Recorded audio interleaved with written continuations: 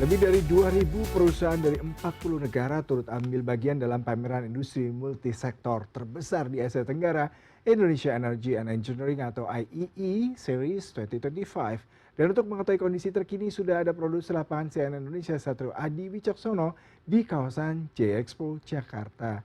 Jojo, bagaimana menariknya event kali ini dan apa saja yang ditawarkan buat para pengunjung? Mungkin Jojo bisa menceritakan kepada Ya, kami. hari ini merupakan hari kedua penyelenggaraan Indonesia Energy and Engineering Series 2025 di mana pada pekan pertama yang berlangsung mulai tanggal 10 hingga 13 September 2025 ini yang lebih ditonjolkan adalah di bidang konstruksi dan juga engineering.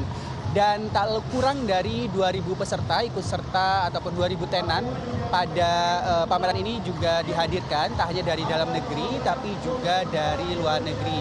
Ada lebih dari 40 negara yang ikut serta. Tadi saya sempat melihat beberapa tenan yang berasal dari Tiongkok, dari Korea Selatan, kemudian juga dari Uni Eropa, dari Amerika dan lain sebagainya. Dan tentu saja tujuan dari diselenggarakannya IEE kali ini ialah untuk menjadi katalis pembangunan di Indonesia dan juga di kawasan yang diharapkan pembangunan yang berbasiskan konstruksi ini tidak hanya cepat tapi juga berkelanjutan dan ramah lingkungan begitu. Dan dari banyaknya peserta yang ikut serta pada pergelaran IEE kali ini bisa menunjukkan bahwa Indonesia tidak hanya berpotensi menjadi pasar yang dituju para investor untuk di bidang konstruksi tapi juga menjadi pusat perkembangan industri yang berkelanjutan dan ramah lingkungan. Dan saya akan tunjukkan kepada Anda beberapa hal yang ada di IEE di minggu pertama ini. Kita bisa lihat di layar itu ada beberapa kendaraan berat yang berbasis listrik yang coba dipamerkan, kemudian juga ada teknologi-teknologi baru di bidang konstruksi, kemudian di bidang mining, dan lain sebagainya.